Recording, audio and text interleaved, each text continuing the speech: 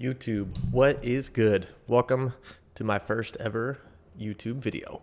I'm going to be going over this character that I just put together that has got to be one of the wildest builds that I've ever played since I started playing PoE. So the basics of it are going to be, you're using, where's that? Right here. Vaal Lightning Strike, okay, in combination with Doriani's prototype. So we want to have as little or as much negative lightning resistance as we possibly can, and we're also using this shield. Don't know how to pronounce it, but it's this one. So I'll go over all of that in a minute here, but I figured we just run a map. I'll show you what the build looks like, and then we'll go over everything after that. So let's get into it.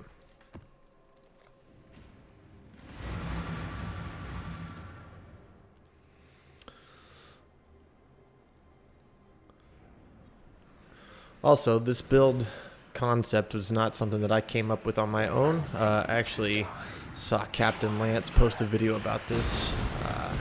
He was running Heavy Strike, and I just decided that I wanted to do it with a Lightning Strike instead.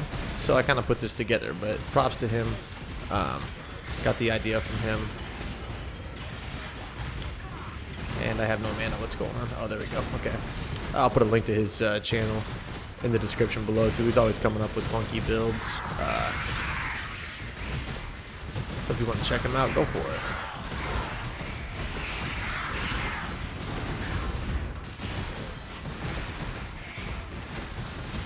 So as you can see, like, I'm just standing in all of this shit, and like my life has not gone down at all. So it's like, it's a tanky build. What we got? 51,000 armor, 60,000 evasion. And we're taking advantage of that with the Perseverance spell, but we'll go over that later. Let's just rush to this boss, see what this fool's at.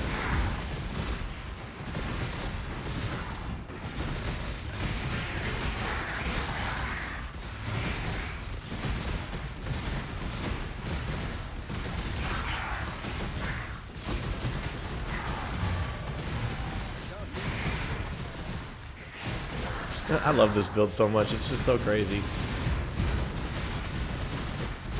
Alright, let's kill this dude and let's get out of here.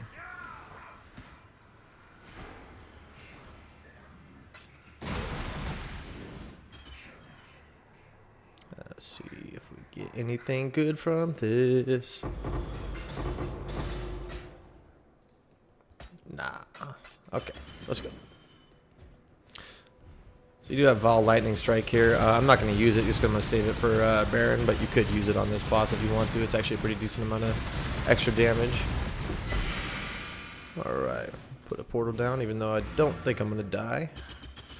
And then, so the other kind of interesting tech that you can do with this build too is, obviously you're running as a champion, and you get adrenaline when you go to low life, so there's probably a better way to do this, but the way that I've been doing it is just using Righteous Fire to drain my life down to half, and then it removes burning when you gain adrenaline. Right here, remove all ailments and burning. So Righteous Fire just instantly turns off, you gain life back, and you have adrenaline. So that's what I'm going to do. I'm going to pop that right before this boss fight, and then I'll pop both my Vaal Lightning Strikes, and hopefully we'll just be able to nuke them down. So let's see how it goes.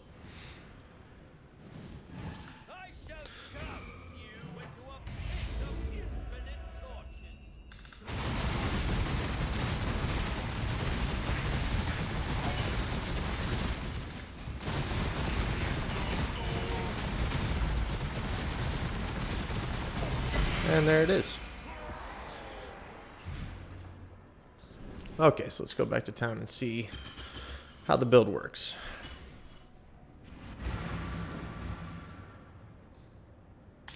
Okay, so as I mentioned, we are using this shield. Like I said, don't know how to pronounce it, but the kind of cool tech that you're using in this build is this. Okay, so it gives you Divine Flesh. Auto shutdown initiated. Which is going to give you 50% LE damage taken as chaos, okay? And then you have 5 maximum chaos.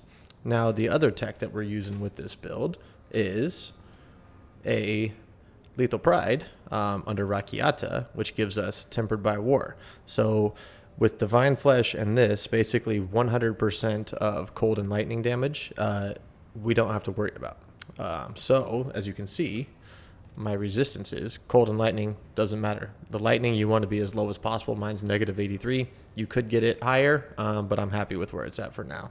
So basically we don't need to worry about any cold res. We don't need to worry about any lightning res. Okay. So, fire res is kind of a pain in the ass to get on this build. So that's why I'm also running Purity of Fire. Okay. So you get 4 additional max fire res that offsets, the negative res that we have through, where's it at?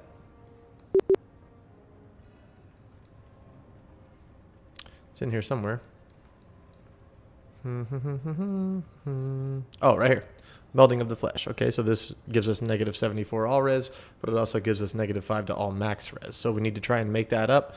Obviously, we're taking a lot of elemental damage as fire damage, so Purity of Fire helps us offset that just a little bit. So as you can see, right now we're at 76. When we're in a map, we're going to get the 5% max all res through Everlasting Sacrifice. Okay, so it says when you reach full energy shield, you sacrifice all energy shield and gain 5% all max res for 4 seconds. So this 76 will go up to 81. Okay, so the way that we do this is through Ghost Dance. So what'll happen is whenever you get hit, you're going to lose a Ghost Shroud, but you're going to gain all of your energy shield back, which will give us that 5 max res. So that's how that works. Okay. This gives us Vaal Pact, so that means that our life leech is doubled. So, and we have Immortal Ambition, which means that life leech is not removed when it's at full. So we are leeching a ton of life in this build. Now, like I mentioned, Doriani says deal no non-lightning damage. So you and lightning resistance does not affect lightning damage taken, and nearby enemies have lightning resistance equal to yours. So that's the part that we want to worry about. So we want our lightning res to be as low as possible. Okay. I am running a All's Uprising in this build. For Wrath has no reservation. It was super cheap. I got it for like, I don't know, like 100 chaos or something like that. That's the other thing that's about this build, is that it's actually not expensive at all. I think I paid like 200 C for this shield, maybe like 100 for this, and I paid like 5 C for the Dorianis. I socketed it with the tainted currency, and I just randomly hit 4% max life, but you could get one with socketed gems would be good, increased damage, any of that, you know. But this was super cheap, cost me maybe like 60 or 70 C to do it myself. Boots I crafted, these I crafted. Basically everything you're looking for is just fire res, life, and chance to suppress if you can get it. I got the suppress on here. Everything else is through my tree. And as you can see, we're a little bit shy of cap right now. I'm still working on getting that last 4%, but the build is definitely not optimized. I just put it together yesterday, so I'm still working on some stuff, but this is just an idea of like a cool concept if you want to try something out. So we do run the Perseverance, like I mentioned. When we were in map, I think it was like 50k armor and 60k evasion. So you're getting increased attack damage for whichever one of those is lowest. So it's a huge damage buff for you. This is like best in slot belt for this build for sure. Let's see here. In terms of the Pantheons, you could kind of run whatever you want. I need to run the freeze one here. I haven't gotten that yet because I'm not freeze immune. You are stun immune with this build, obviously, because you are a champion and you cannot be stunned while fortified, and you're always fortified, so you don't need to worry about stuns. So that's nice. Let's see, what else can I talk about? Oh, we're running a claw. The reason I'm running Vaal Lightning Strike is because I wanted to take advantage of Nightblade and the Nightblade scaling.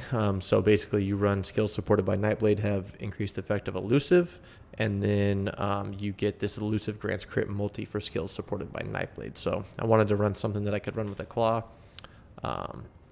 Pretty basic claw that I crafted. This is just increased lightning damage, attack speed, crit chance, crit multi. That I just literally, I think I spammed that with a couple essences for the lightning damage and hit that and called it good. You're running a lot of auras in this build. I found this helm that had the determination efficiency, so I just threw that on there. So basically you're running Defiance Banner, Determination, Grace, Purity of Fire, Wrath, and Precision. That's the next thing. If I needed to upgrade something in this build, I need to get my crit chance higher. So I'm working on getting a few more levels, getting this cluster jewel, and maybe throwing on a crit cluster if I can, move some stuff around.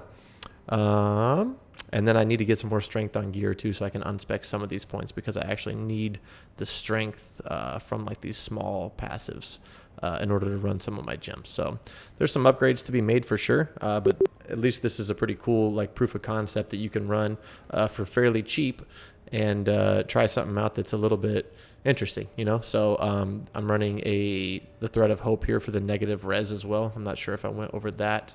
I'm running 2 of them. This one you don't really need to allocate anything in. I just did it for the minus res. This one you can actually have some good stuff in here that you can allocate. And let's see, boom. Oh, Watcher's Eye. Just picked this one up for like literally like 30 chaos today because I needed some more crit chance, and the Unaffected by Burning Ground is kind of nice. But ideally I'd like to get one with maybe like precision attack damage and something else, but I don't know where I want to spend the money right now, so I'm just like, I bought a cheap one just for the time being. But yeah, so that's pretty much the build. Let's see, I'm level 95 right now, so I got 5 more levels to go. Like I said, gonna invest in some cluster jewels, probably try and get some strength. But yeah, thanks for tuning in. I hope you guys learned something. If you got any questions or comments, if you know a better way to get me down to under half life to proc adrenaline, let me know, because this is what I've come up with so far, but I don't think that it's the best. I just need to do a little bit more research. But yeah, if you learned something, if you liked the video, drop a like, subscribe. It would help me out. Thanks a lot, guys. Have a good one.